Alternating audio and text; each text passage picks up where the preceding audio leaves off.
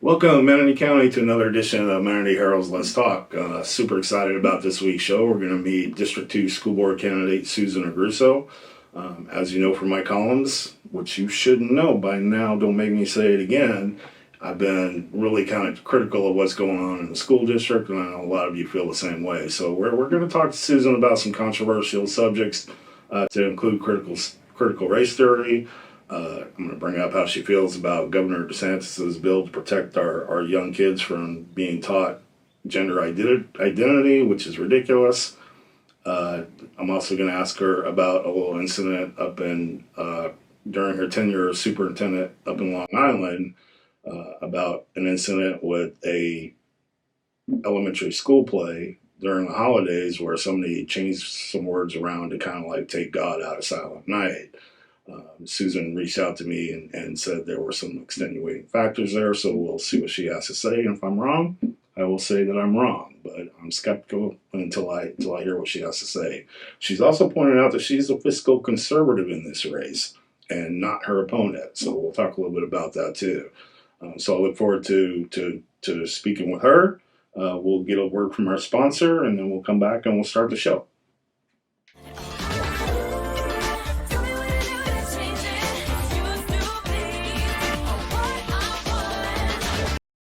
Welcome, Manatee County, to the next edition of Manatee Herald's Let's Talk. We have an exciting show this week for you guys, and we're excited to have actually our first school board candidate with us today, Susan Agruso, who's running for District 2. Susan, thank you for joining us today. My pleasure. I'm glad to see you. Appreciate it. Thank you. Well, let's. I know you arrived in Manatee County in 2016, right around there. The year before, 2015. 2015. Mm-hmm. And you spent quite a number of years as a superintendent up in Long Island, right? That's true. So tell me a little bit about why you decided to get involved with the Manatee County School Board. I've been in education for 40 years. I was a teacher and an administrator and then a superintendent. I've worked in 3 different states. And when we moved to Florida, it was natural for me to get involved with the school system. So 2 weeks after we moved in, I was at a school board meeting. And a couple of days later, contacted the school board and volunteered to be on the audit committee. So I've been on the audit committee now for 6 years, paying attention to the district's finances. And when we started looking at what was happening in the county, it just made sense to me. I've learned so much. I have, I believe, a lot to share. And I truly believe people could benefit from my understanding of how a school system works. And so I decided to get involved because there are things I believe we can do a lot better. We can do better for our kids. We can do better in our finances. We can do much better at accountability and being open and honest with people. And those are the kinds of things I want to do. Well, I am so glad to hear that someone has been paying attention to the school board's finances. Because I don't think that has been happening for quite some time now. Now, in doing a little bit of research for you, I saw that the state legislature honored you for your service up in New York. Is that correct? That's correct. It eventually came out. There's been one little incident kind of haunting you a little bit with this whole Silent Night thing that happened with this elementary school play. Now, I should know better than to read a media report and take it for gospel, because I know. I wish everybody did to do that. I mean, 25 years in the media industry, I know that the media, I know how the media works, and that they sometimes get it wrong. So I was a little critical of you about that situation, and that you were kind enough, strong enough, and maybe a little pissed off enough to reach out to me. That was probably all apply. to let me know that there was some extenuating factors. So let's talk about what happened with that particular incident and the actions that you took after that. Yeah, it was not a good thing that happened. It was in December of 2013. It was a concert at one of our schools, and the kids did such a great job, and all of the attention was now taken off the kids because we had to deal with the fact that a couple of people who I do believe meant well changed a song. And our students did Silent Night because the one person involved really thought the music was good. but made a decision to move around some of the lines in the song. And you weren't aware of I this was at the not time. aware. If they had brought it to me, it would have been no, we don't do that. And so what happened is, if you sing along with Silent Night, you know immediately, something's wrong. They had pulled out a couple of sentences, they moved a couple of others in its place. They didn't change the actual words, they just mixed up the lines. And so the kids did this, and I immediately realized we had a problem and had parents in front of me saying, what? And so I did what a superintendent is supposed to do. I found out what happened. I talked with all the people involved. I notified my board. We had 2 board meetings in which this was the dominant conversation. We explained everything. And I met with every music teacher in my school district, and we wrote a set of rules which we brought to the board about what never happens again. And as you say, it got picked up by the national media, and people were thinking, oh my goodness, we took God out and we were irreligious and people were not, being respectful.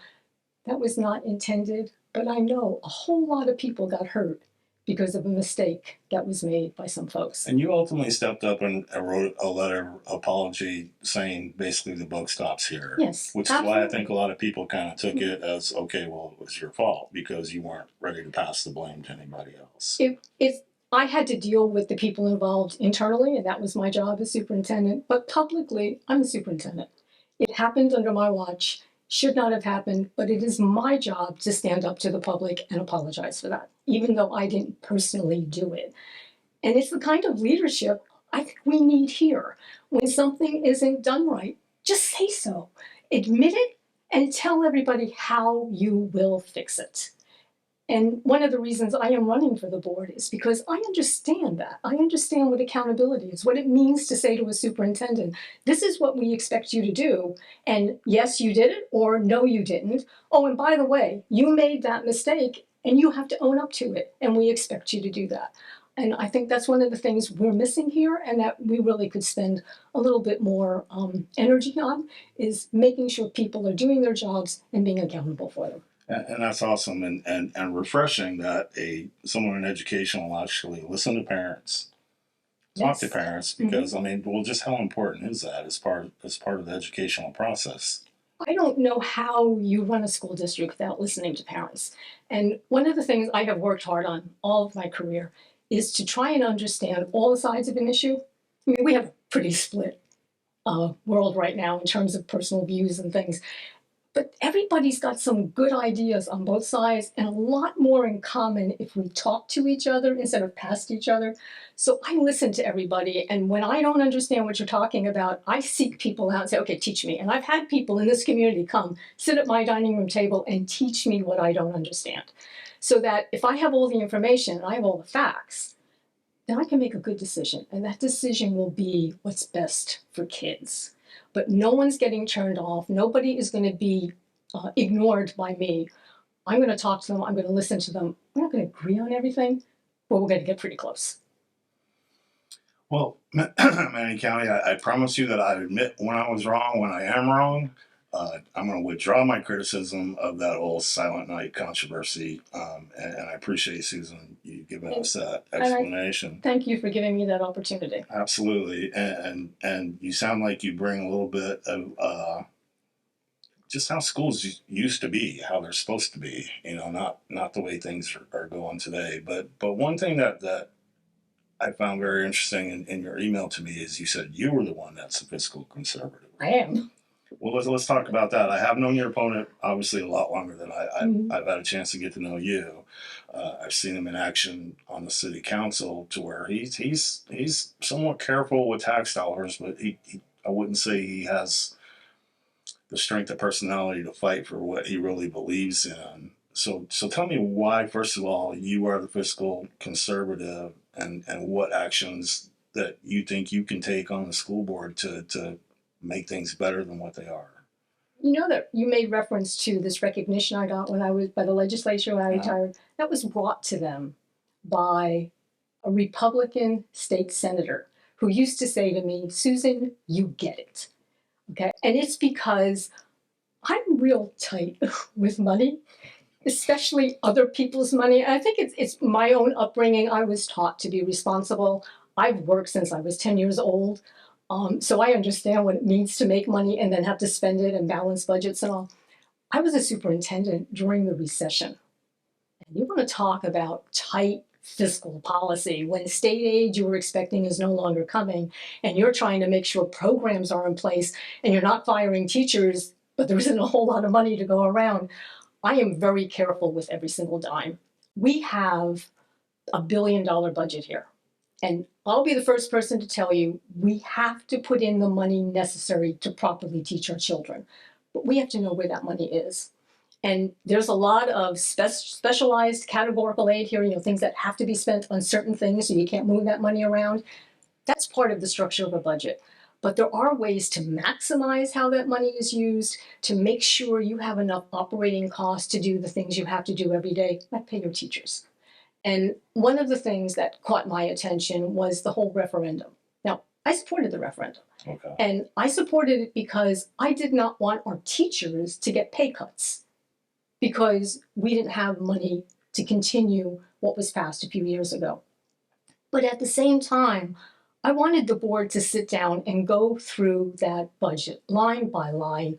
What's in there? Is there anything you can free up? Is there any way to move any of that salary into the recurring budget so you don't have to rely on a vote for And it? as a member of the audit committee, did you see enough available to avoid having to do this special tax to pay the teachers what they should be paid? The committee that I serve on is charged by the board to oversee actual audits of the finances. Okay. We don't get into the specifics of the budget.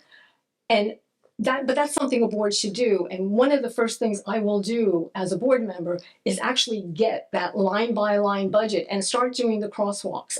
When I was a superintendent, we would have a public meeting and I would have people literally ask questions of us of line 472. What is this? Why did it go up? I mean, it was that detailed, even in a public meeting.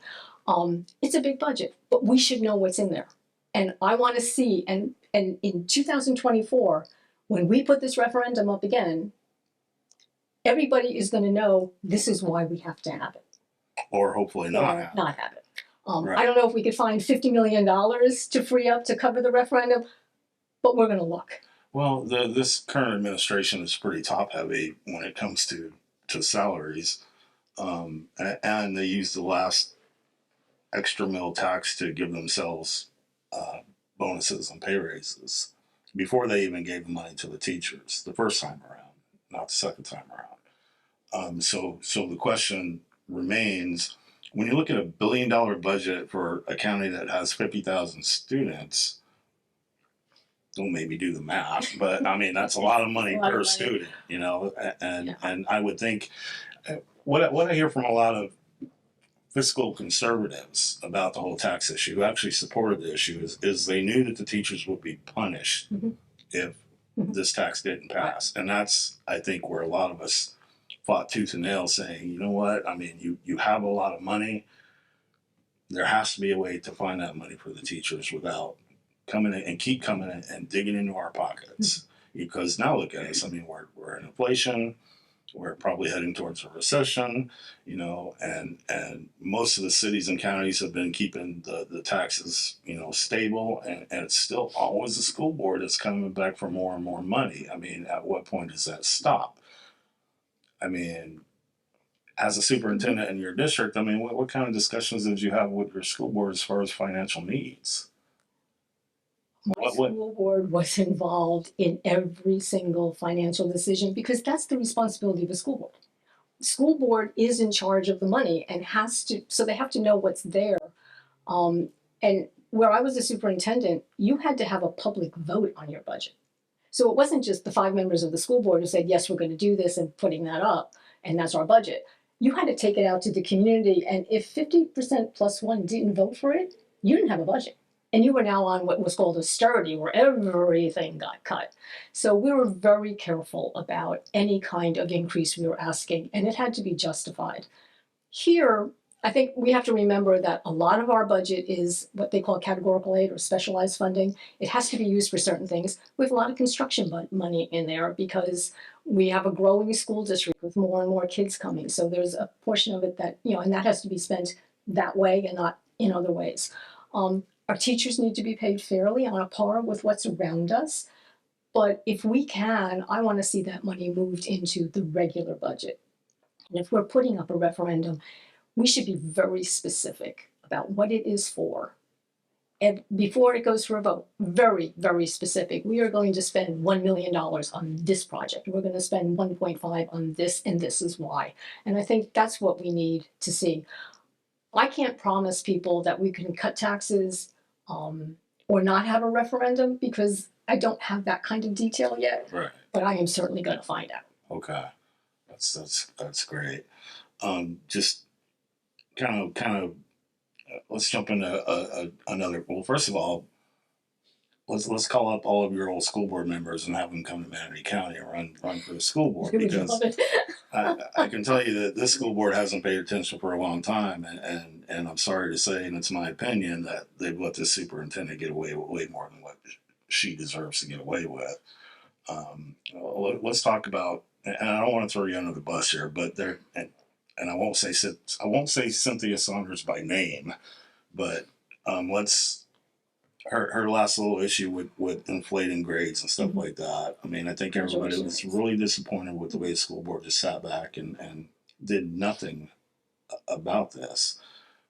If you were on the school board and a similar situation happened, how do you think you would handle that? You know, back when we first knew about this, before she was superintendent, my answer to you would have been, no, I don't think we should appoint her. Now, I can respect a school board that would say, okay, she did this, these corrections have been made, so we're okay with that and we can move forward with her. What I have trouble understanding is why the board has never said, this was wrong. We apologize to the district. We apologize to the students. We will make sure this doesn't happen again, and these are the steps we've taken. That has not happened, and I fault the school board for that. And there's been different members of the school board across these years for doing it. The school board now has made its decision. They are going to keep her, and that's fine. She has announced that she is retiring next summer.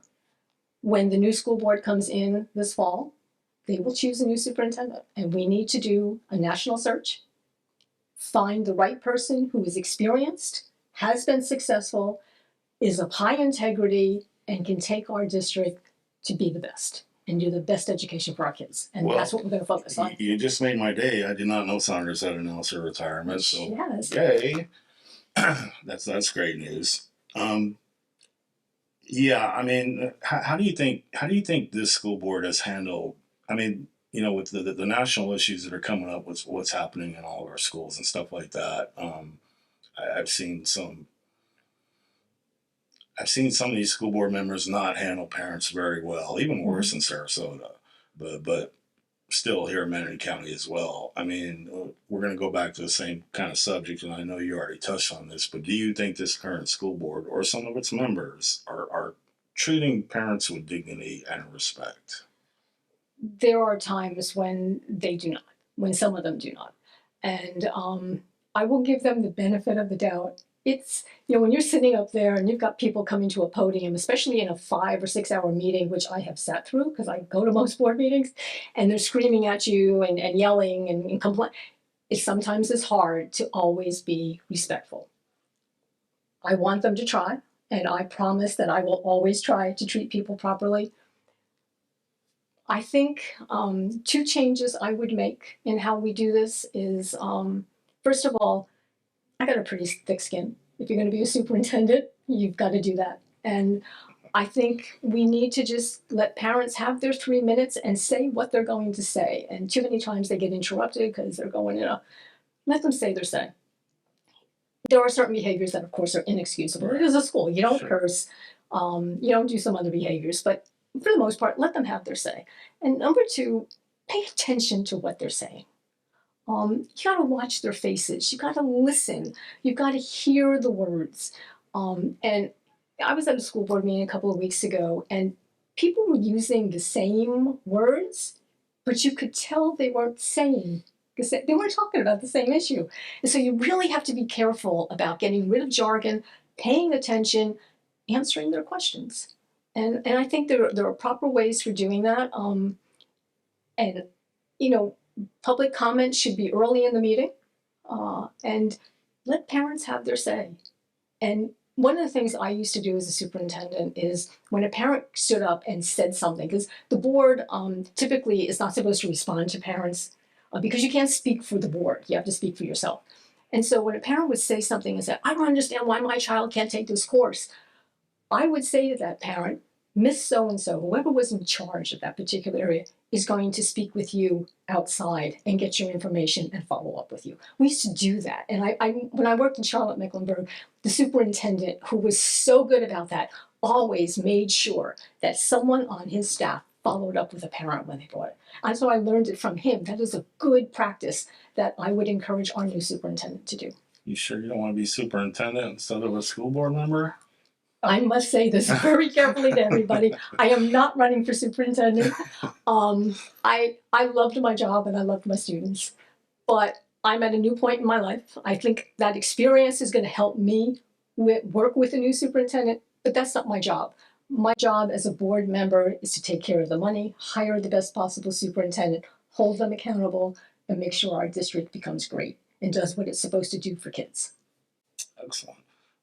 So let's jump into a couple national hot topics here, or state, or even a state topic with Governor DeSantis's bill to protect kindergartners through third graders from being taught some unusual things. Just give me your thoughts on his bill and where you stand on that particular subject. You know, first of all, I am a firm believer in we follow the law. If we have concerns, there are avenues for raising those. For parents should be assured that in K-3, you don't teach gender ID. All right, that's not the job and that's not the role of a teacher. And we just need to make sure that isn't happening. We've all heard some horror stories from other places, but I think we need to just reassure our parents, focus on Manatee. What's happening in our classrooms? If something like this is happening there, it needs to have swift action. Well, I think the problem is what parents are starting to find out is you hear something from another state, Mm-hmm. and then there's a little bit that's going on locally with that too, like critical race theory. Right. Okay, I mean, we found out the school district spent $40,000 to on a guy's research into the whole critical race theory kind of thing. Mm-hmm. Nobody knew that was going on in Manatee County. Nobody had any idea that they were even looking at something like that. So I understand why Governor DeSantis is saying, just in case, this isn't going to happen in Florida. Right. So. And so we have to make sure that it isn't happening here. And, you know, and I think Silent Night, to go back to that horrible thing, when that happened, I'm sure a whole bunch of other school districts around the country said, did we do that? Because you learn from other people's experiences. And so you're right. It's the kind of thing we shouldn't be doing. If we hear about it, we need to stop it. But we also have to be careful that we don't create any unintended consequences. What teachers are supposed to be teaching in a classroom is, you know, all of the basics, reading, writing, mathematics. They teach respect. They teach children how to interact with each other properly. No bullying, no cursing, no yelling. You sit and talk. All of those things have to be taught. And when issues come up, a teacher has to just be confident enough to say to children, we are respectful of everyone in our classroom. If you have a concern about this, you should talk to your parents. And we just need to teach our teachers how to do that. Right. And it comes down to basic bullying, you know. I mean, even I do remember a little bit of when I was a kid, you know. I mean, how our teachers used to, you know, make sure that we were socially interacting, but in a positive way, except for our gym teachers. All you former gym teachers out there, dodgeball was brutal. Oh, you know? horrible sport that was. I mean, back in the day, gym teachers were just like, yeah, kill each other, you know. Well, so a yes or no answer. Mm-hmm. Do you support what Governor DeSantis did with that particular bill? I'm fine with the bill. Okay. But as I said, I think as they're writing the regulations and everything that we're going to follow, I hope teachers are involved in that so that we make sure we don't have situations where teachers feel that they can't teach or that they're being threatened or that we haven't properly trained them on how to deal with certain situations. Those are more of the concerns that I hear from teachers, especially about, you're not going to let us teach kids. We're going to be afraid to say anything. We can deal with how to properly do that. And so I think as they're writing those regulations, we get our folks involved. We'll make sure that it happens the right way in our schools. Do you think at any point critical race theory is appropriate for Manatee County children? Oh no, we know that critical race theory was never intended as a K-12 curriculum. We are told that it is not in our classrooms. We need to make sure that it's not in our classrooms. We have good history standards to follow. To teach what we should be teaching in history, it should be fact-based history, and teachers should be giving children opportunities to look at the original documents. They should read the Declaration of Independence, read it, understand it. What does the Constitution say? What do those words actually mean? So that children develop those critical thinking skills, make their own decisions. And I think that's critical for what teachers should be doing. Well, that sounds awesome. I mean, for 25 years of my career, I've always had a copy of the Constitution up on my wall. I have one on my desk. Oh, outstanding. All right, so just kind of let people know where they can go to learn a little bit more about you and what you plan on doing. I have a website. It's called votesusanagruso.com. And we'll have information up there about my background, what my platform is. I have a blog that I will start answering questions and putting information out on. I am focused on children in everything that I do. I think there are some wonderful programs that we can enhance in our schools. And the first thing I will say to people is we need to be doing reading at every single grade level and get our reading scores up so our children can read on grade level, because that's how they're going to learn. We need to offer more vote tech programs for our kids so that they can get good jobs right here in Manatee County, which means we need to be partnering with businesses and industries here so that we can offer the right programs for kids. Our college-bound kids, they should be able to take classes in high school where they earn college credit. I know kids who can get 2 years of credit. So they go to college, they only have 2 years left. Think of the time and money that saves people and get on with their lives beyond that. And I'm focused on, as you know, the budget. I am focused on making sure parents have the information they're supposed to have. We're going to turn this place into a much better school system than it is. And I do want to say, I give credit where credit is due. Our current superintendent has done some wonderful things, and I thank her for that. We have to go further, and we can do that. Fair enough. Well, Manatee County, there you have it. District 2 candidate Susan Agruso. Check out her website. I'm sure she needs some donations and some volunteers to get on board. That would be greatly appreciated. Thank you. Absolutely, Susan. Thank you so much for coming in Thank today. you. It's been a pleasure. Talking to you. Thank you. Yeah. All right. Take care. Till next time. Bye.